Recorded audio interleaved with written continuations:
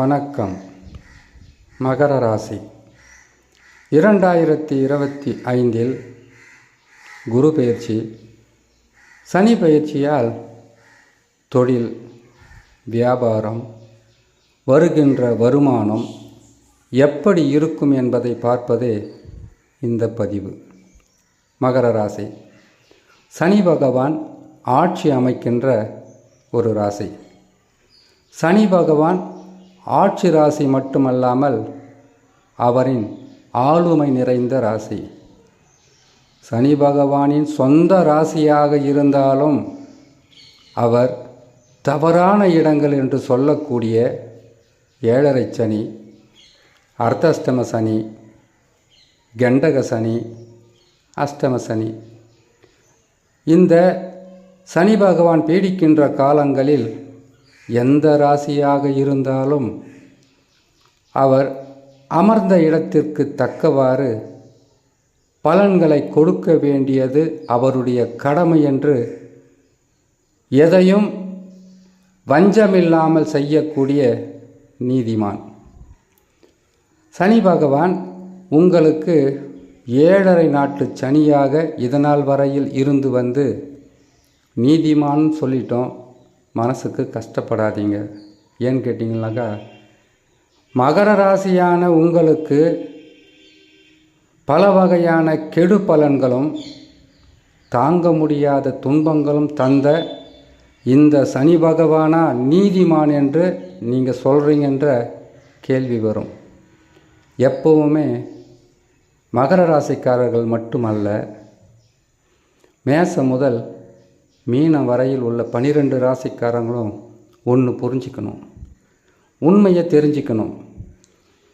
சனி பகவான் ஒரு ராசியில் 7.5 சனியாக அவர் வந்தால் உங்களுக்கு கெடு பலன்கள் செய்தார் என்பது தான் உங்களுக்கு தெரியும். ஆனால் அந்த கெடு பலன்களாகப்பட்டது உங்களை பக்குவப்படுத்திய ஒரு 7.5 சனியாக ஏன் நினைக்கக்கூடாது? என்னால் எல்லாமே முடியும், என்னால் எதையும் சாதிக்க முடியும், நான் நினைத்ததை செய்து வெற்றி பெறக்கூடிய அனைத்து வகையான தகுதியும் எனக்கு இருக்குது, நான் என்னால் என்னுடைய செயல் என்று ஆணவத்துடன் இருப்பவர்களை கூட உன்னால் எதையும் முடியாது, நீ செய்வது நல்லதா கெட்டதான் தெரியாமல் செய்கிறன்றதை உணர்த்துவார். யாரையும் நீ நம்பக்கூடாது, உன்னை மட்டும் நீ நம்பணும் என்பதை உணர்த்தி காட்டுவார். எத்தகையான மனிதர்களாக இருந்தாலும் நோயாளிகளாக, கடனாளிகளாக, தொழிலில் வெற்றி பெற முடியாத பல வகையான சிக்கலில் சிக்கி தவிக்கின்ற மனிதர்களாக உருவாக்குவது சனி பகவான் 7.5 சனியாக வந்தால். குடும்ப தொல்லைகளை தாங்க முடியாமல் எதுக்கு இந்த வாழ்க்கை என்று தன்னைத்தானே வெறுக்க வைப்பது 7.5 சனியாக வந்தால். இது அனைத்து வகையான மகர ராசிக்காரர்களுக்கும் பொருந்தும் என்றாலும் சிறு பிள்ளைகளுக்கோ அல்லது படிக்கின்ற பிள்ளைகளுக்கு அல்லது திருமணமாகாமல் தன்னுடைய வேலையை மட்டும் கடமையாக செய்பவர்களுக்கு பெரிதளவு பாதகத்தை தரமாட்டார். அப்படி பாதகமாக இருந்தால் கூட அது ஓரளவுக்கு கஷ்டங்களை மட்டும் கொடுக்கும். இந்த உலகத்திலேயே மிகப்பெரிய ஒரு பொறுப்புக்களை சுமக்கின்றவர்களுக்கு வரக்கூடிய சோதனை என்பது சாதாரணமாக இருக்காது. நான் நல்லா இருக்கணும், நான் மட்டும் நல்லா இருக்கணும் என்று நினைப்பவர்களுக்கு கஷ்டங்கள் வராது, வந்தாலும் தாங்கி விடலாம். என் பிள்ளை நல்லா இருக்கணும், என் குடும்பம் நல்லா இருக்கணும், நான் செய்கிற தொழிலில் நல்ல நிலையில் யாருக்கும் குறையில்லாமல் அந்த தொழிலை செய்யணும், யாரையும் ஏமாற்றக்கூடாது, சொந்த பந்தங்களை நாம் ஆதரிக்கணும். குடும்பம் என்பது ஒரு கோயில், அந்த கோயிலில் எந்த குறையும் இல்லாமல் அனைவரையும் ஒரு மனதோடு பார்க்கணும்னு நினைக்கிறவங்களுக்கு கடுமையான தண்டனைகள் வரும், கடுமையான கஷ்டங்கள் வரும், கடுமையான பிரச்சனைகளும் துன்பங்களும் மாறி மாறி வந்து கொண்டு இருக்கும். ஒரு குடும்பத்தை காப்பாற்றுறது ஒரு தப்பா? பிள்ளைகளை காப்பாற்றணும்னு நினைக்கிறது ஒரு தப்பா? குடும்பத்தில் பல வகையான மனிதர்கள் இருப்பார்கள். அவர்களுக்கு வழிகாட்டுவது ஒரு தப்பா என்று மனக்குழப்பமோ கவலையோ வேதனையோ வேண்டாம். இத்தனை பெரிய பொறுப்புகளை சுமப்பவர்களுக்கு இத்தனை உறவுகளும் உங்களை கைவிட்ட பிறகுதான் தெரியும் உங்களை காப்பாற்றிக்கிட்டு இருந்திருக்கணும்னு. உங்கள் தொழிலில் மற்றவர்கள் எதிரிகளாக வருவார்களா அல்லது மறைமுகமாக எதிரிகள் இருப்பார்களா என்பதை இதனால் வரையில் அறியாமல் இருந்த மகர ராசிக்காரர்களுக்கு பார், இவங்க தான் எதிரி, இவங்க தான் துரோகி, இவங்களுக்காகவா நீ கஷ்டப்பட்ட, இவங்களுக்காகவா வேலை கெட்டு இவங்களை போய் காப்பாற்ற போன, இவங்களுக்காகவா நீ ராத்திரியெல்லாம் தூங்காமல் இருந்து அவங்கள காப்பாற்றணுன்னு நீ உழைச்ச. இவருடைய குணத்தை பார். நீ கஷ்டத்தில் இருக்க, அவங்களுடைய வேலையிலும் அவங்களுடைய நலத்திலும் கண்ணாக இருக்காங்க. அதுக்காக அவங்க உழைச்சிக்கிட்டு இருக்காங்க. உன்னை மட்டும் நீ காப்பாற்றி கொண்டிருந்து உன்னை நம்பியவர்களை காப்பாற்றினால் உன் வாழ்க்கை எப்பொழுதுமே நல்லா இருக்கும். சனி பகவான் கெடுக்கின்ற கிரகம் என்று தான் மகர ராசி மட்டுமல்ல, எத்தனையோ 12 ராசிகளில் 27 நட்சத்திரங்களில் 108 பாதங்களில் இருப்பவர்களுக்கு தெரியும். சனி பகவான் 7.5 சனியாக வருவதற்கு முன்பதாக 2.5 ஆண்டு காலம் 11 இருந்திருப்பார். அதுதாங்க 7.5 சனின்றது 7.5 வருஷம் விட்டு விலகப் போகுது. 7.5 வருஷங்களுக்கு நீங்கள் பின்னாடி போனீங்களன்னாக்கா ஒரு 2.5 வருஷம் 11 இருந்திருப்பார். உங்களையே அறியாமல் உங்களுக்கு அதிர்ஷ்டங்களை கொடுத்திருப்பார், நற்பலன்கள் நடந்திருக்கும். அந்த நேரத்தில் உங்களையும் உங்களுடைய குடும்பத்தையும் காப்பாற்றாமல் விட்டது தவறு. இந்த நிலைக்கு வருவோன்னு தெரிஞ்சிருந்தா நாங்கள் தப்பு பண்ணியிருக்க மாட்டோன்னு மனமுருகி வேண்டுகின்ற மகர ராசி.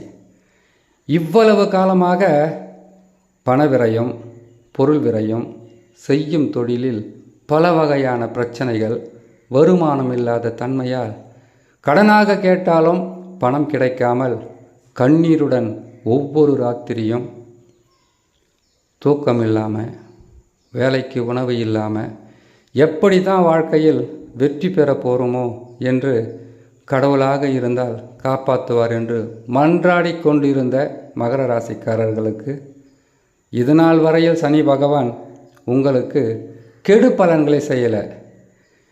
எல்லா உறவும் உங்களை விட்டு விலகியாச்சு. தனி மரமாக இருக்கிறமேன்னு தத்தளிக்காதீங்க.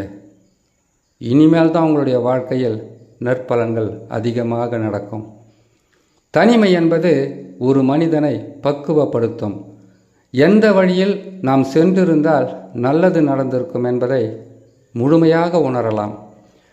இன்னும் கொஞ்ச காலம் கஷ்டங்கள் இருக்கும், இன்னும் கொஞ்ச காலம் மனவேதனைகள் இருக்கும், இன்னும் கொஞ்ச காலம் பொருளாதாரத்தில் பின்னடைவும் இழப்புகளும் இருக்கும். எது போனால் என்னங்க, காசு போச்சு, பணம் போச்சு, நிம்மதி போச்சு, சந்தோஷம் போச்சு, எது வேணால் போகட்டும். உயிர் இருக்குல்ல, நம்பிக்கை இருக்குல்ல, உங்களால் முடியும் என்ற தன்னம்பிக்கையை கட்டாயமாக சனி பகவான் கொடுத்து, இழந்தது எதுவோ அதைவிட அதிகமாக தரக்கூடிய காலமும் நீங்கள் பெறக்கூடிய காலமும் இன்னும் கொஞ்ச காலம் பொறுமையாக இருங்க, சரியாக வந்துடும். நிறைய பேசிட்டேன்னு நினைக்கிறேன். சரி, பலன்களுக்குள் போகலாம். 7.5 சனி என்பது 2025 உங்களை விட்டு விடுபடுகிறது. இது சனி பகவான் மட்டும் மகர ராசியான உங்களுக்கு அனைத்து வகையான கெடு பலன்களும் தந்து விட்டார் என்பது ஒரு பொய். இந்த பொய்யை நம்பி நீங்கள் வாழணுன்ற அவசியமே கிடையாது. சனி பகவான் கெடு பலன்களை தந்தார், கூடவே குரு, ராகு, கேது இந்த 4 கிரகங்களும் சேர்ந்து தான் உங்களுடைய வாழ்க்கையில் கஷ்டங்களை கொடுத்தது. இப்பொழுது 2025இல் குரு பகவானும் மாற்றம் பெறுவார். திருக்கணித ரீதியாக சனி பகவானும் மாற்றம் பெறுவார். ராகு கேதுக்களும் பயிற்சி உண்டு. இந்த 4 கிரகங்களில் சனி பகவான் மட்டும் சாதகம். குரு பகவான் 6ஆம் இடத்திற்கு போவார். இனிமேல் வாழ முடியாது, வாழ்க்கையில் எனக்கு எந்த விதமான உதவியும் இல்லைன்னு நினைக்கக்கூடாது. ஒவ்வொரு மனிதருக்கும் அவர்களுக்கே அறியாமல் ஒரு திறமை இருக்கும். இந்த நேரத்தில் செயல்படுத்த முடியாது, அவ்வளவுதான். சனி பகவான் 3ஆம் இடத்தில் அமரும்போது முயற்சிகளில் வெற்றியை கொடுக்கின்ற ஸ்தானம்தான். ஆனால் குரு பகவான் கொடுக்க விடமாட்டார்.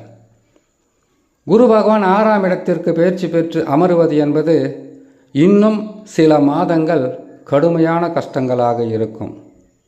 இன்னும் சில காலங்கள் மனவேதனைகள் அதிகரிக்கும்.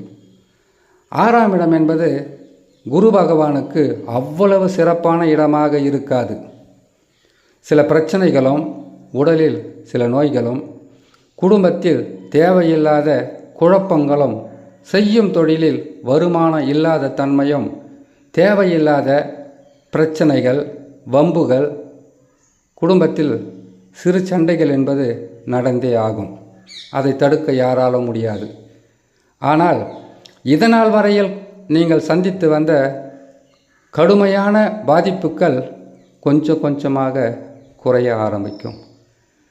இந்த காலகட்டம் என்பது 7.5 சனி விலகியதாக இருக்காது. இன்னும் 7.5 சனியில் சிக்கி தவிக்கின்ற காலமாகவே இருக்கும். எவ்வளோ நாளைக்கு அந்த மாதிரி இருக்கும்? குரு பகவான் பயிற்சி பெற்றார்னா ஒரு 6 மாதம் பொறுமையாக இருங்க, உங்களாலையும் வாழ முடியும். இவ்வளவும் பாதகமாக இருந்த விஷயங்களை சொல்லணும்னு கேட்டிங்கனாக்கா குறைஞ்சது 4 மணி நேரம் 5 மணி நேரம் வீடியோ போட வேண்டியதாக இருக்கும்.